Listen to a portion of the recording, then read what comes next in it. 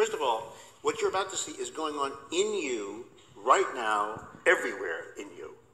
We're going to let you look briefly at a cell made by the chemistry department at Harvard University, which was getting a little worried that it wasn't getting chemistry majors. So they thought maybe they should do something jazzy. So this is basically what's going on in your cells right now. These are different fibers assembling, disassembling your cells. This is a molecular machine that walks around in your cells right now. It's called a kinesin and transports things. So for example, when things want to move around your cells, they don't just float around randomly. They actually actively moved around with little machines, little robots, nanobots that power your cells.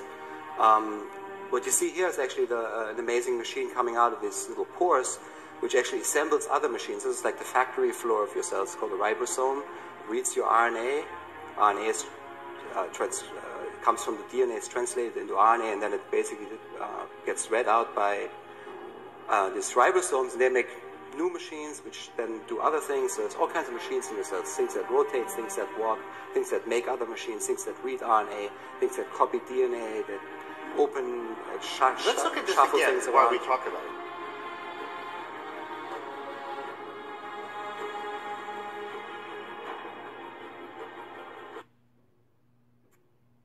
Graphene is a biosensor. It means it can receive and transmit. So there's no shedding here. When someone's been poisoned with graphene, they become a human cell tower. And they're receiving radiation and emitting radiation, which affects everyone else around them. Radiation poisoning, in combination with graphene oxide, causes cellular disruption, disorganization, and death.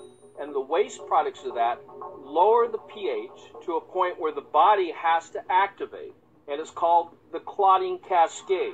And the clotting cascade that's taking place is to try to prevent internal bleeding from the damage of this declining pH caused by the radiation and amplified by the graphene oxide. Said we're going to put graphene in them. And a lot of people are seeing a lot of products have graphene in them, as we've been talking about. But this journal of molecular liquids goes in to say frequency responsive cooperativity of graphene oxide complexes under a low AC bulk electric field. And what we find here is so devastating because it basically talks about a freaking DNA virus. Let's read you down here. The particles, along with the thin DNA viruses, in altering electric fields probed by means of novel experimental methods of image time correlation spectrometry. Graphene oxide carries overall local reorientations. Now, if you bring it down a little bit, however, such oscillations are absent as overdamped Brownian motion in the mixture of DNA virus suspension. In the case, Brownian fluctuations of graphene oxide can be effectively stabilized, cooperated in membrane-based isotropic rod mesh network of DNA virus suspension. I work in the team of Case Decker, and I work on designing graphene nanopores to sequence DNA at a single molecule level. So the idea of DNA sequencing is to read the content of your gene. Are you stuck in a job that undervalues you? And what you want is a recorder that can read the sequence of your DNA, but for that you need a recorder that is not bigger than the size of a single base. So we are using graphene because graphene is only one atom thin. So we are really doing high technology with very simple methods. So we take a piece of graphite here, we put the graphite onto the Scotch tape, we extrude it once, we take a silicon wafer here, in which that we bring into contact with the graphene, we press hard, we end up with a piece of wafer that somewhere has a graphene layer. And then we bring that chip to a transmission electron microscope to burn a nanopore into it.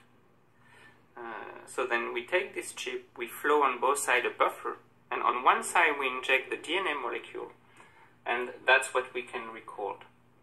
There are still a few challenges to overcome, but all the technology I mentioned is in the size of this little chip here that could be used by a physician in his office to sequence the DNA of one of his patients rather than a few days. Seizures and epileptic patients, but let's say you have graphene in you.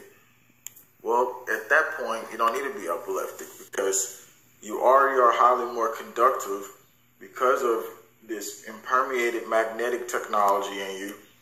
And we're going to go into it here in just a second, talking about graphene oxide on the brain. And we're going to go into these effects that they found and what it triggers. So let's say the graphene oxide was in your brain. This graphene for people, targeting people that basically have some type of health issue. So let's say it's in your brain and it's at a super high amount and the solar flare hits. The solar flare hits, and then at that point, some people have electromagnetic, what they call seizure, basically. Because of so much magnetic technology in them, it causes them to basically not be able to withstand the magnetic shock waves that will be felt. But obviously, we're going to talk about how to detox that as well and talk about other methods we can use. In this study, though, that it talks about the effects of graphene oxide. Let's say you survived it anyway. Let's say you survived the event. And you had some other strange things going on. We got a study talking about that. And another thing is that ties into this is that graphene itself harvests energy from storms. Here's a study talking about how the solar panels do it. Synapses in the central nervous system relay signals among neurons. Changes in synapse, which are known as synaptic plasticity, are crucial to learning and laying down new memories. This phenomenon is implicated in anxiety and disorders like dementia. When under stress, neurons in the part of the brain respond in a hyper-excited manner, leading to adverse memories and post-traumatic stress disorder. And this is the study talking about. So let's look at what the graphene basically has been permeating inside of this rat. What is it impermeating itself around? And check this out. To me, it looks like maybe it's closer to veins as we see these small little stringy lines. Humus is a valuable component of good soils, and humic acid can be defined as a complex mixture of organic acids produced by the decomposition of vegetable or animal matter. Humic acid tends to be higher in soils with lots of organic matter breaking down over time. Researchers from China decided to test how effective it was at reducing the environmental toxicity of a substance called graphene oxide, or GO for short. It turns out that in recent years, graphene oxide's wide production and application have inevitably caused its release into the aquatic ecosystem. In one study, they found that humic acid significantly relieved phytotoxicity in wheat roots caused by graphene, apparently in part by reducing the aggregation of graphene and also by enhancing the storage of it in something called vacuoles. They suggest the innovative concept that humic acid acts as a natural antidote to graphene in vivo, or in other words, within a living organism. Firstly, graphene is soft and extremely flexible, they say. It behaves like an electronic skin that enables perfect brain surface contact. Moreover, graphene leads to miniaturized brain sensors with cell-like size up to 40,000 times smaller than platinum-based sensors. This is less invasive and avoids unwanted side effects, they say. Finally, graphene interfaces are easily coupled with modern electronics, and this is how they can just touch a switch, look at your brain, check out everything that's going on, because they want that. This is how they can just touch a switch, look at your brain, check out everything that's going on, because they want electronics. And this is how they can just touch a switch, look at your brain, check out everything that's going on, because they want that. They want live time action. And so everything that's going on, because they want that. They want live time action. Your brain, check out everything that's going on, because they want that. They want live time action. And so they wanted to be able to internally basically discover certain things about us and look at our electronic signature, and then they can harvest energy. It drives our modern lives. It gives us the ability to create, to solve, and to prosper. But as we grow, the demand for energy increases.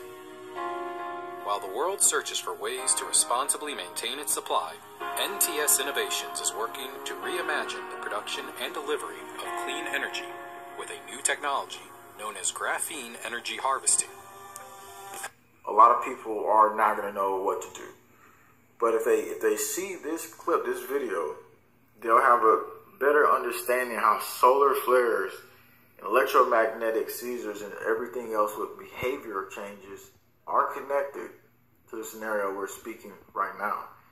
So if you're able to detox and you're able to do it, these systems will decode brain signals.